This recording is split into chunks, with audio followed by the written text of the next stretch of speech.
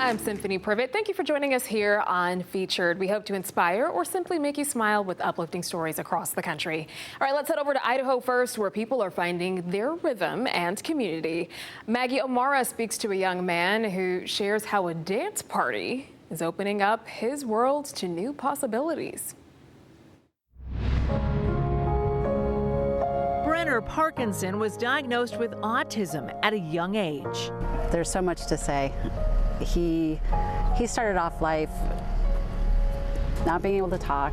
He graduated from Columbia High School in 2009, and he started going to work with his mom, Cindy, at Berkshire Hathaway Silverhawk Realty. So Brenner is actually a part of our Silverhawk family. He is Cindy's son, and we've known Brenner as long as we've known Cindy. She would bring him in when he was a young man, and he kind of grew up in our office. When I was first introduced to Silverhawk, I just saw a chance, a real chance to finally get out of that anxiety and start fighting against it. I shred paper. I also do labeling as well. I also clean up the shredded paper. Also organize files as well too. 4 years ago, Silverhawk started a really cool event inspired by Brenner. Cindy's the one that brought the idea to us, and she said, you know, there is a group of people that don't have opportunities to come together, to be able to network with each other, get to know each other. They have homes and groups that they work in. These are adults with disabilities. These folks, they age out of the system, and then they kind of get put on the back burner. What if we put together some sort of an event? So we came up with a dance in the park. That was back in 2022 at Memorial Park. And that first year we had probably 75 or 80 people that did come. They're having fun, they're dancing, they just get to be themselves, they just get to meet people that they get to talk with and actually create relationships with, and they come back every year to see each other. Every year it just grows and grows and grows. I think of the dance as a true means of gathering friends. Basically, it's to help negate all the bad vibes of the world. And it's just, you have to see it. It is just absolutely, you spend most of your time just kind of wiping your tears. It's incredible amount of love. That very first year, one of the coolest things we saw was I'm gonna cry. He actually was dancing with his mom. And so that was one of the best pictures we ever got, was Brenner dancing with Cindy, which was what we wanted for this event, was for them to have that opportunity. It just felt great. Dancing with my family, dancing with my friends. It finally made me open my eyes. And I thought that maybe I could finally spread all those good vibes to everybody who needed it. It felt like finally being cast in the spotlight for the first time, and giving out a speech straight out of my heart was like expressing my heartfelt feelings. This is for Mr. Brenner Parkinson.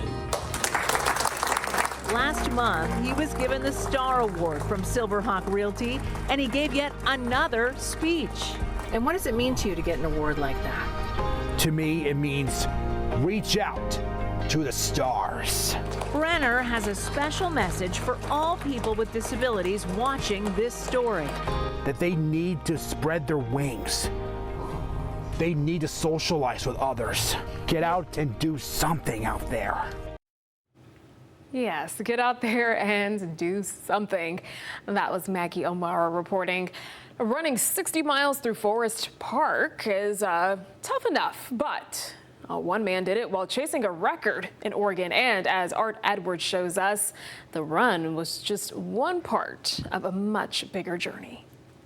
Starting by the zoo, running straight out on the Wildwood Trail to Newby Road, which was about 30.2 miles, and then coming back the other way.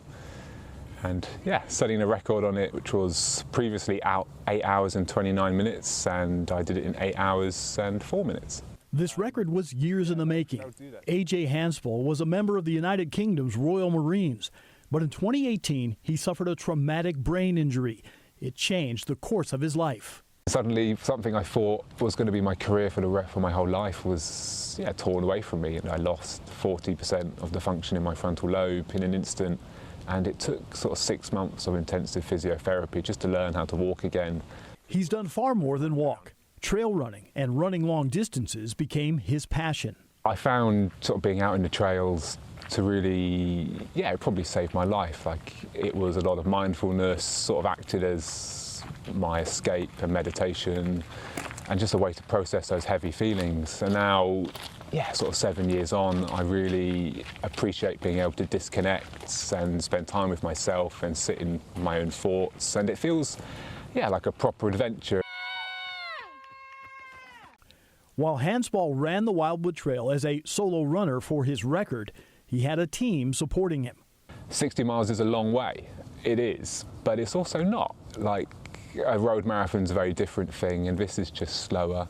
There's a lot more food. It's very social, and it feels always like a community event, whether it's a race or a challenge where one person's going after a record, but it's not that one person. It's like, it really takes a community and a village. To prepare for a run like the Wildwood Trail, Hansball puts in 80 to 100 miles a week. I'd say 80% of my time is spent here, pretty much in Forest Park, and then occasionally going out to the Gorge, to Mount St Helens, Mount Hood, the Tillamook State Forest, and yeah, just finding it like an incredible way to explore, yeah, cities, but also the environments around them. While he's overcome challenges, the life he has built in Portland is his new normal. So I wouldn't change anything, because it was, yeah, how I found trail running, being out in nature. That was Art Edwards reporting. A group of high school seniors left behind a legacy of kindness. Their club raised nearly $19,000 over 2 years to create gift bags for kids in the hospital. Audrey Russo speaks to the club's ringleader, who knew exactly what the young patients needed. The change from normal kid I was sitting in class to cancer patient, and I knew the second that phone rang. is a hard shift. Oh no. And next thing you know, I'm at the University of Minnesota in one of their hospitals. The transition would have been much harder I spent the remainder of my freshman year at home. had Annika Olsen not been gifted Yes, this is just Froggy. the perfect cushion. My parents came in with this bag that one of my friends had dropped off, and they gave this to me. The Squishmallow plush started as a source of comfort. I did not let it out of my sight for the next 3 months. I took it to every doctor's appointment. By sophomore year, I was healthy and in a better spot. the Benilde St. Margaret student saw inspiration. So this is what I would say a very typical bag that we give. Annika and her friend Katie started Caring for the Courageous, a club that assembles care packages for kids in the hospital. I just wanted to kind of give a similar experience to what I got. There's another reason why each bag they make Yeah, it's a cow. includes the popular keepsake. Everyone knows what they are. They come with some sort of status to them as being cool or what's kind of on trend. Just to know that a kid is getting something that they've maybe seen on TikTok or whatever, and to know that they're just as special as anyone else really makes a difference. A connection to what's all the rage, Specifically the Squishmallows. softening the blow of isolation. Yeah, they're definitely our most popular items. Claire Vanderhyde I'm a child life associate. sees how it clicks for her patients. Yeah, providing comfort items, their face just lights up. I think that it's just kind of a exciting little gift. That's what we got the most positive reviews of at the time. There's a lot of ways to help a kid through a rough situation. But this worked great for us. Sometimes the softest support This was one thing that I just loved. is feeling like you fit in. We're trying to give them something that lets them know that they're not alone. You're just like any other kid, even if you're going through something really hard at that time. That was Audrey Russo reporting. One high school student in Maryland is providing free sports gear to kids who need it. 17-year-old Caroline founded the organization Play It Forward. She coordinates donation drives where people give away lightly used equipment, making sure everyone can participate in sports. I feel like a lot of the people I play with, and they all come from the same background, and they all come from, upper middle class families, and so I feel like I'm connecting with people, even though I haven't met them, that I've never really connected with before. Caroline says she and her partners have collected and donated more than 900 pieces of equipment to kids so far. Now, education is on the move in Connecticut. Jim Altman shares details about a new outreach program that's trying to make learning accessible for everyone any time of year. This is the Windsor Mobile Classroom. We have all these different numbers. So what do we see here? It is a mission in motion. Outside the box and inside the bus. So let's see if we take this one out, what happens? For elementary school students in Windsor. 2. Okay, let's try that. Let's see. This might be a vehicle for academic success. So if you want him to go up 2 times, then you would do that. The new Windsor Mobile Classroom. It is our way to tell the community that learning does not end when the school day ends or when the school year ends. Windsor Public Schools acting super Dr. Noha Haiti has spent the past year getting the program on a roll. That's worked. Leftover pandemic relief funds have helped. So our mission and vision for Windsor is to make Windsor the Finland of Connecticut, known for educational excellence, innovation, and equity. Learning is everywhere, anywhere, and we take it on the road. We go to public pools, parks, everywhere you'll find us. Leonard Lockhart is the president of CABE, the Connecticut Association of Boards of Education. For right now, this is for elementary school kids, pre-K to 5, in a time where we're fighting for funds for our children, both at the local and state level. There's actually some return on investment when you see something like this. The idea is to take the high road and keep teaching. I do believe that education is a great equalizer, so just seeing that we are able to reach students that maybe historically were not able to experience things like that has just been the greatest joy. In Windsor, Connecticut, Jim Altman for Featured. And we have much more for you straight ahead on Featured. History hidden in the walls. A pizza shop makes an unexpected discovery, and we share why the owners are excited to read all about it. Plus, when a car is no longer working, it goes to the junkyard, typically. But one man is giving vehicles new life from his basement. He'll show us how. And have you seen this? Rapper Jeezy is praising an Uber driver for literally going the extra mile. We'll tell you what that driver did that led to a happy ending for the rapper's fans.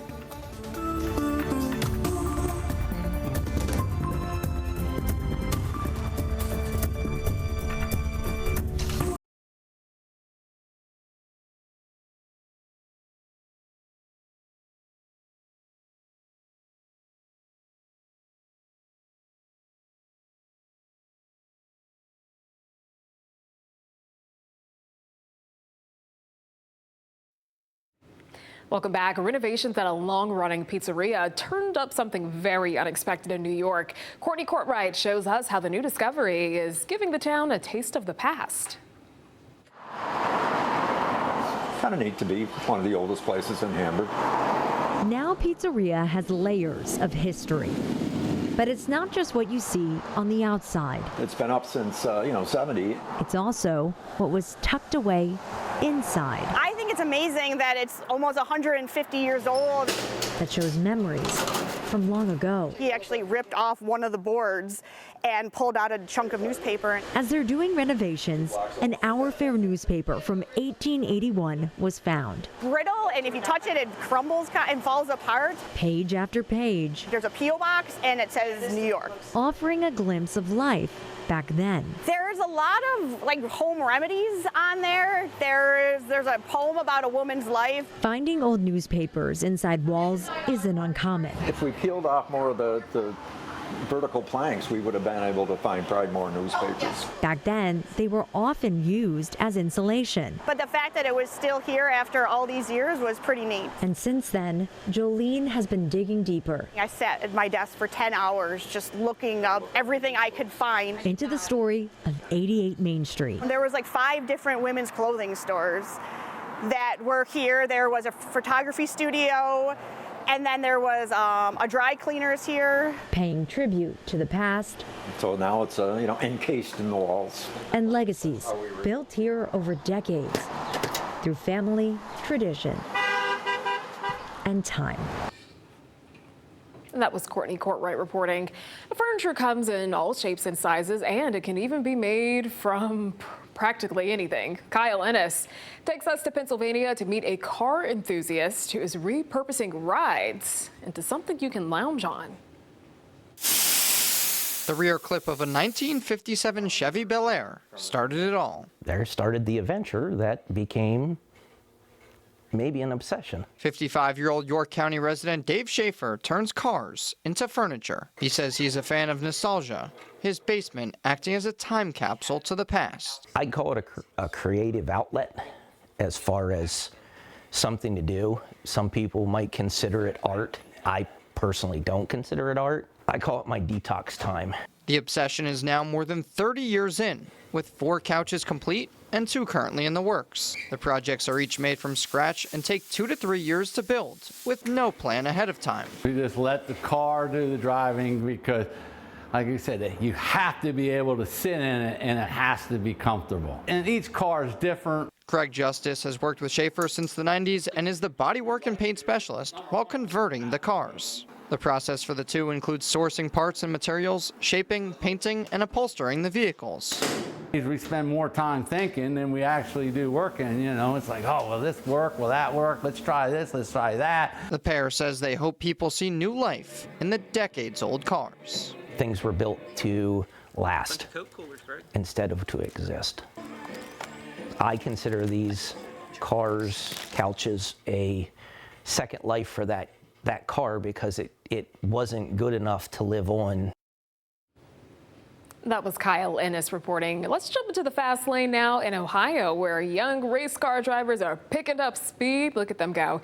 They even gave David Greenberg some advice before he got behind the wheel. Let's check out how he did. At Thompson Kart Raceway, you don't need a license, just a need for speed. 10-year-old Macklin is still about 5 years away from a learner's permit. It started in 2020 when I watched my first Formula One race, and so from then on, I've been really excited. And has dreams of racing on the biggest stages. Just hoping that maybe one year I could be able to be in the position that Lewis Hamilton is. For those of you unfamiliar, Sir Lewis Hamilton is a British Formula One race car driver. Arguably the greatest of all time, he has a joint record 7 world championships with 100+ career wins and counting. Lewis Hamilton wins the Turkish Grand Prix and is a 7-time champion of the world. He's also a fan favorite of 12-year-old Ridge. Yeah, I like Lewis because he's kind of like an underdog. I'm more Lewis because I work my way up. Both Macklin and Ridge are race winners themselves, so the real question is, do I have what it takes? Ridge, give me some advice here. Outside straightaway, inside sweeper, outside on the back straight, and then inside again in the inner loop, and then outside again for the hairpin, and then inside really tight for that hairpin, which is where it's really, really at. All right, thanks, Ridge. I'll keep that in mind. If I knew what a hairpin was.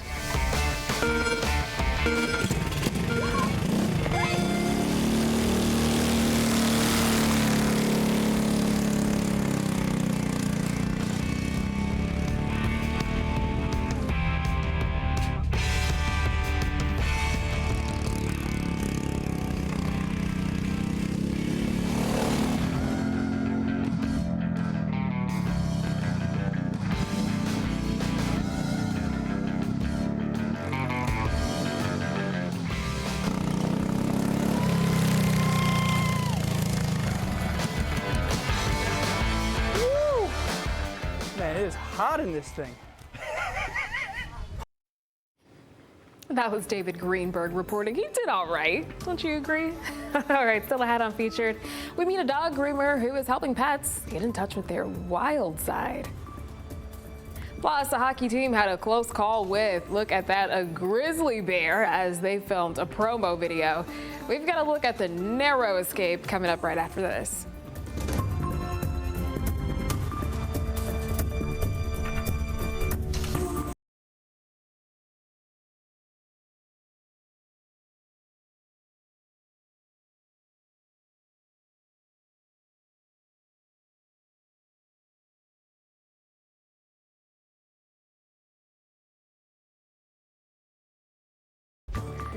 Welcome back. It is time to check out what's trending on social media now. Rapper Jeezy is calling his Uber driver a hero for getting him to his show on time. Now, here's why. The rapper couldn't get a flight from Atlanta to Baltimore due to some bad weather out there. So this Uber driver you see here agreed to take him the entire way, which was 10 hours.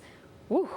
Now, Jeezy gave a shout out to the driver at the concert and on his social media. The driver also got the VIP treatment backstage, which included a picture with the rapper. How cool is that? All right, let's head over to the hardwood now. A baby made the crowd go wild at a WNBA game in Las Vegas. Let's take a look.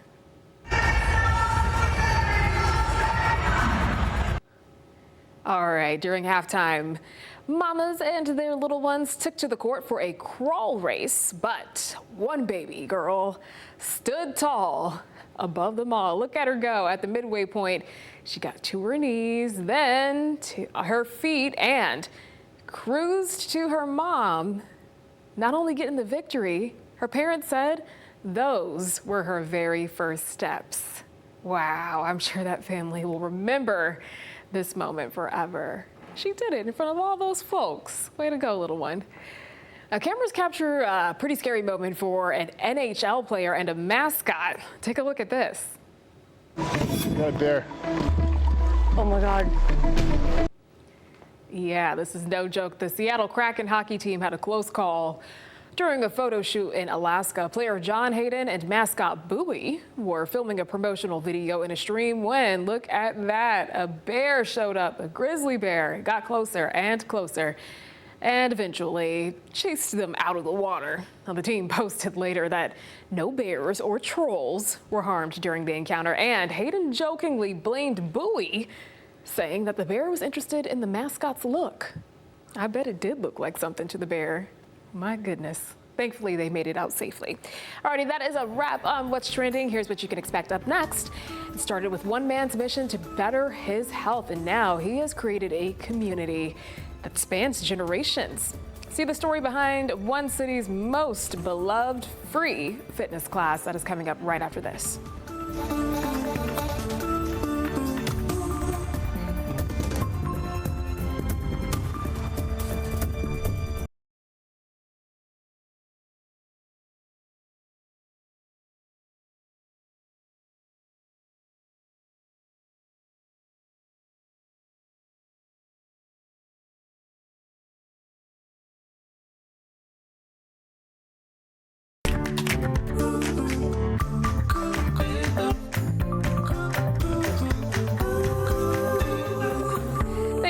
With us here on Featured, I'm Symphony Privet, and we are continuing to bring you some uplifting stories from across the country. One man was scared straight to the gym, that is, in Washington, D.C. He exercised his way to better health, and now he is inspiring his community to work out too. Sean Martinelli takes us to a free fitness class that turned gym buddies into family. It all began with one trip to the Turkey Thicket Rec Center in Washington, D.C. I was overweight, high blood pressure, pre-diabetic, high cholesterol. 20 years ago, doctor's orders led Mike Lightfoot here. There was a gentleman who saw me working out one day, and he said, "Hey, do you mind if I join you?" And I said, "Please, yeah, come and join me." And then there was another young lady on the track. She saw me and asked if she could join as well. Could you have ever imagined back then what it would have turned into now? No way. Let's go. One. What started with one man working out turned into this. 5, 6. I've been in the class where there have been as many as 80 of us in the gym. 9. Anybody from Good job. ages 5 to 80. I can still count to 4. The community definitely needed it. His work is vital. So far, so good. Lunges. Oh, wow. Now that's a different story. 1. Mike's solo workouts turned into a weekly boot camp. 7. One thing you're going to hear is somebody's going to complain. 20 times 4. It's fun. All these mathematicians in here. Classes expanded from once a week to 3. Mike hosts all of them for free. The rain is coming down and you laying on your back. Don't go to sleep. Set number 4. I know his name is Lightfoot, but it really should be hard work or big heart. That's DC Parks and Rec Director Thenny Freeman. Let's go. She says Mike's classes might be the city's most popular. He came to this community and started something. With workouts. That became much more. This has gone way beyond exercise. Yeah. Through the classes, Mike met his wife. Then came their 3 boot camp babies. They're not here today, and it's a good thing because they'd be all around here. Last one of these. And for Mike's students, we've become like a family. Workouts turned into cookouts, birthdays, and when one of the class's regulars recently passed away. There were about 40 of us who showed up at his service. His granddaughter, who is a participant of the class, she was overwhelmed. Pick exercise. You want to do mountain climbers? Mountain climbers. Yeah. These classes became a community thanks to Coach Lightfoot. 1, 2, 3. Who lit the way. 9. 1. I believe in Washington, D.C. and what it has to offer. So this is me giving back to people that pour into me. This was a calling. The man upstairs told me that it's important for me to give back. And I took that to heart. And it all started with one visit after one health assessment. The assessment wasn't good. But it sure led to something great. 9. It's that easy. It's that easy. That was Sean Martinelli reporting. A group of cyclists hit the road for a cure. They pedaled 150 miles from Maine to Massachusetts, all to raise awareness about ALS. Katie Delaney shares how the ride will make a difference for people affected by the disease. That diagnosis is really tough. Doug McIlvaine was diagnosed with ALS 6 years ago. It was devastating news for him and his family. I literally felt like I was punched in the gut and I couldn't breathe. I remember falling to my knees as I was trying to leave the hospital with Doug. In the years since he was diagnosed, McIlvaine has been defying the odds. I feel so blessed that I'm still here. Most people that are diagnosed with ALS, they're gone in 5 years. But still, with ALS, you feel hopeless. That's why McIlvaine's family and friends and others who have been touched by ALS are riding for hope. Cycling from Oxford to Boxford to raise money and awareness for ALS. This is to make you overcome that hopeless feeling, to have hope, to keep going. These people all coming together to raise funds for ALS One, a partnership of ALS researchers and doctors focused on treatment and finding a cure. It's a tremendous feeling of being able to fight back. For others who have been diagnosed with ALS, like Shannon DeForest, my heart is full of just love and support. Her brother and sister are riding for her, and her parents are cheering them on. DeForest says having a support system makes all the difference. I'm so thankful and just so blessed for the support that I feel, the community that's come together through this diagnosis, the love that I have surrounding me. And giving back to others who are impacted by ALS. I feel like we need to be loud. We need to share the stories and share how miserable it is in order for there to be a difference. There's hope. We're going somewhere. There is hope out there. There's hope to raise money for a cure. Making a difference one ride at a time. In Oxford, Katie Delaney. A Minnesota husband is embracing the now. His wife was diagnosed with dementia. And while her memory is fading, their marriage is stronger than ever. Kara Holt introduces us to some very supportive friends who are helping him navigate through the disease. I will love you as I love the sun each morning. When a marriage has seen so many sunrises. I will care for you as I care for the earth each season. A couple could be forgiven for forgetting their vows. I will wonder with you as we discover life's spiritual mysteries. But today, Dave Zametta remembers. 35 years on June 30th. For both himself and his bride. We'll call mixed dementia. Dave's beloved Kate has both Alzheimer's and vascular dementia, but Dave persists as a partner with help from his village. Invaluable friends. And with the hope of a program that is celebrating a milestone of its own. It was the first dementia program in the United States. 10 years after Sister Margaret Bellinger helped bring dementia friends from England to Carondelet Village in St. Paul, the program is being taught in workshops throughout the state. This was one of those aha moments I had. Teaching more than 30,000 people how to be a better friend to those living with dementia. It's a relationship, it's caring, and I think people genuinely want to do and help other people. And this gives them the tools they need. Supports a huge need in this society. Dave welcomed guidance on the best ways to reach his Kate, a woman who loves flowers, being Irish, a mother and grandmother. I'm going to do the best I can with a lot of support. But the husband also follows what his own words revealed. I will laugh with you like the loons before the sunset. You can find beauty both when the sun rises and when it begins to set. This is what I promise in the circle of our friends and families. It's a commitment to a person, a lifelong commitment, and you follow through on your commitments to the best of your ability. That was Carla Holt reporting. Now, this next person we're introducing you to is 100 years old and still knocking down pins. Ryan Yee takes us to Pennsylvania, where a community is celebrating a bowler with no shortage of strikes. Every Friday for more than 25 years, Bream has competed in the Palmyra Bowling Senior League. This week was special, and his league mates knew it. Happy birthday!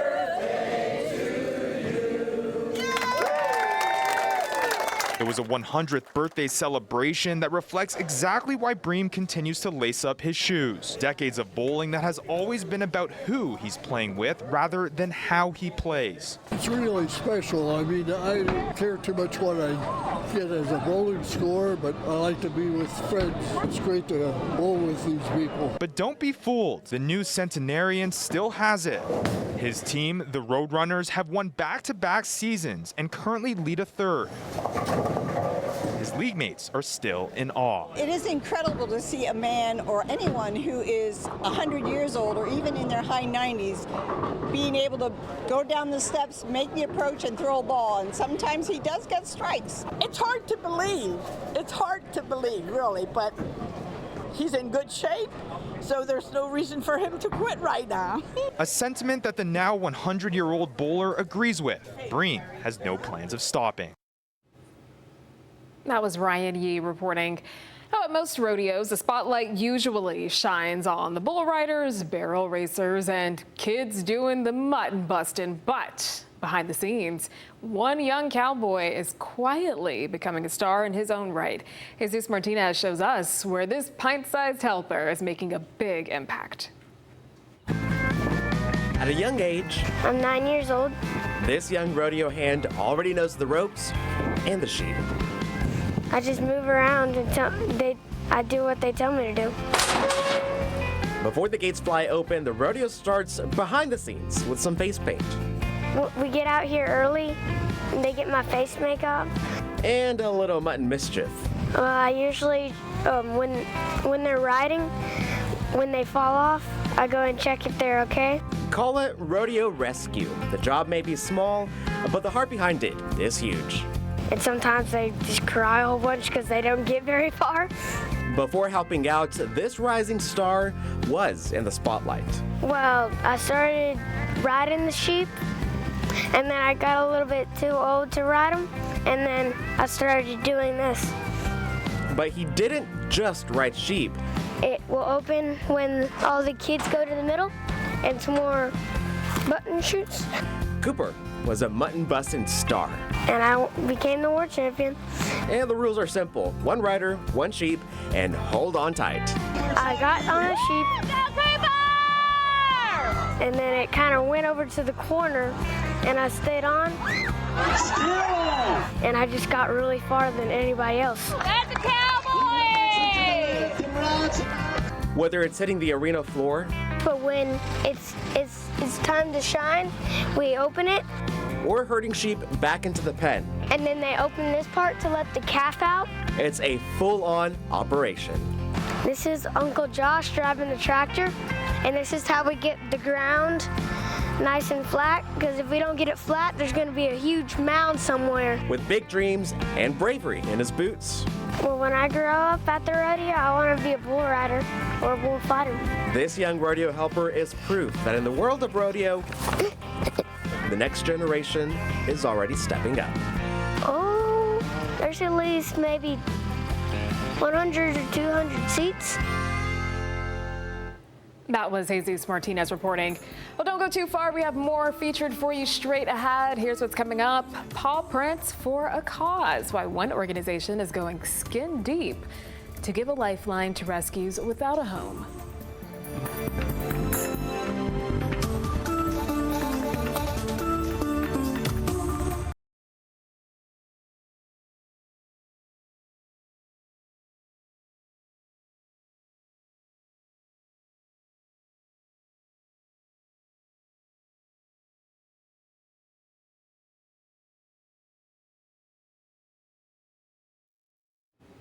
Welcome back. A dog rescue in Pennsylvania is teaming up with a tattoo shop to make a permanent mark for a good cause.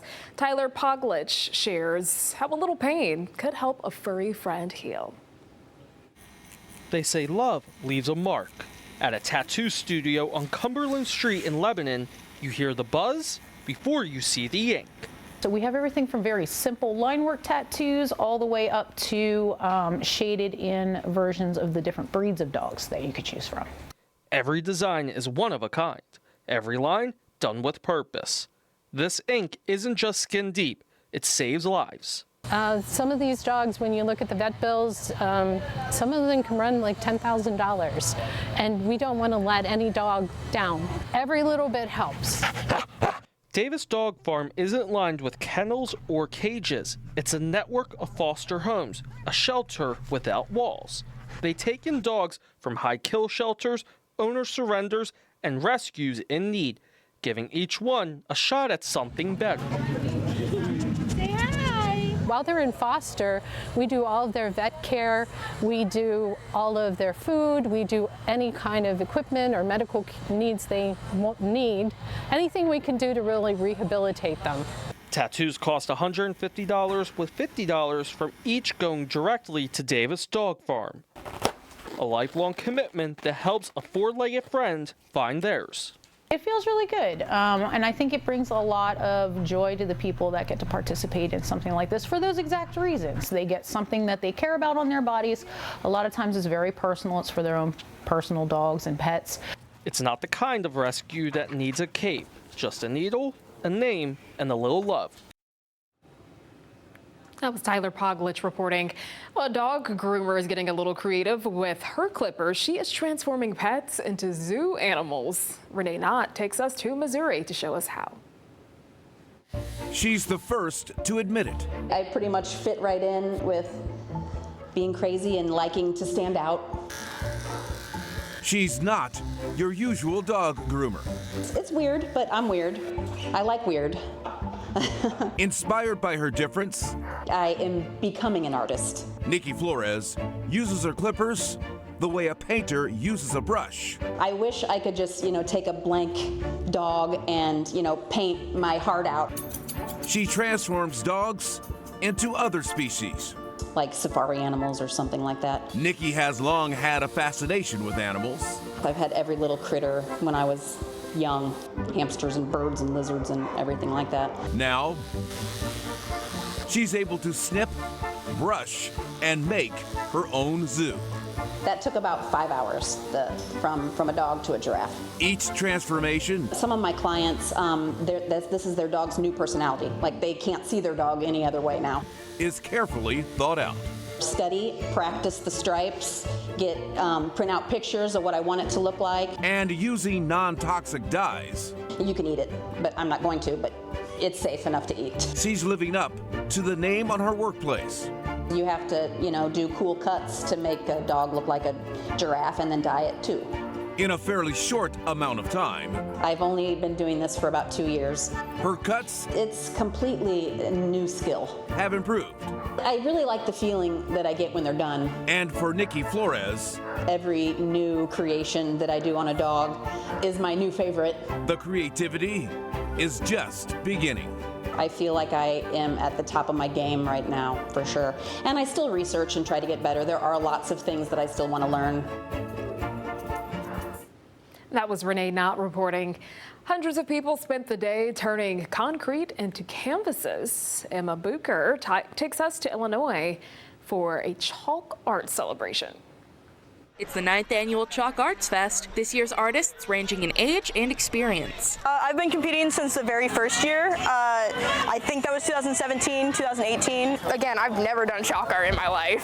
17-year-old Ellis Biskey saying chalk art is a unique medium. I think that's part of the fun of it, is just the temporary part of it. It's so short-lived that that just makes enjoying it at the moment so much more special.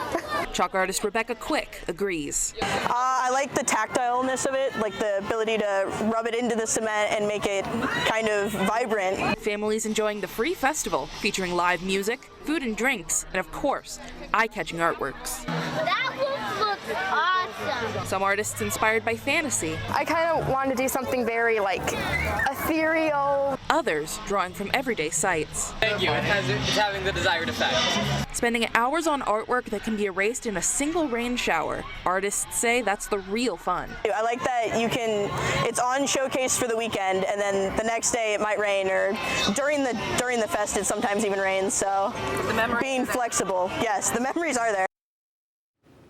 That was Emma Bucher reporting. All right, time for a quick break. We will be right back with more after this.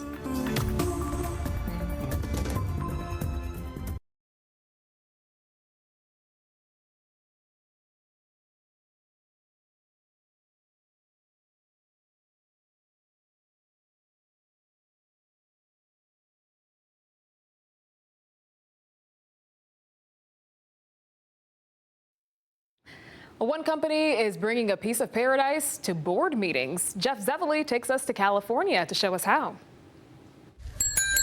Just throwing it out there, but what if a day at work felt like taking a vacation? The Lake House Resort may be the perfect place for your next company get-together. Are you working at all today? Of course, we got to get a little work done before we play. Robin Gordon, Director of Marketing and Sales at Electra Bicycle Company, had a meeting to get to. Sarah, what do you think would be the best digital web metric for us? The boring business stuff lasted about an hour and wrapped up with one question. By a show of hands, how many people want to leave the boardroom and go to the boat? Boat. Work-life balance never sounded so good at what companies are calling It's another day at the office. a meetcation. People love it just because it's different and it's still considered work. Maddie Sinclair from the Lake House Resort wants your company to mix business with pleasure on your own personal island. I've been to some pretty boring company functions. Yeah. This looks like a lot of fun. You can't go wrong, you know. You can go out on a boat, a pontoon boat, take your team on a boat and have a meeting on the boat. Or, you're playing pickleballs, drinking Palomas, getting those juices flowing. It's a different thing than just sitting in a boardroom, counting down the clock to when you can walk out that door. If your boss can't keep track of your every move, you could rent a bike or a kayak, and the golf range is right around the corner. Glow Golf is a popular activity at night where your company can rent out an entire driving range. Or, if you're lucky, you could visit during a special event and catch a concert. We're on a boat. We are on a boat. It's so exciting. And we're working. Maybe best work day ever. How many times have you heard your boss say, we all need to be on the same boat? You're on the clock right now. Absolutely. You're getting paid for this. Most people pay for this experience. I'm getting paid to do this. Are there coworkers back at the office missing out on this? There are, and I feel a little sorry for them. Because team building has never been so fun. 3, go! For the employees at the Electra Bicycle Company. We have a winner. This wasn't a bad day at the office. Sometimes team building can feel really forced, but in a place like this, they're running away with it here. Being able to do activities that people actually enjoy, it feels real and it feels enjoyable. And as you say that, a boat cruises by. Everybody's having a good time. It's calling us. It's calling us. We must go. In the Zevely Zone, Meatcation! Jeff Zevely. Alrighty, that is a wrap for Featured today. Until next time, make it a great one.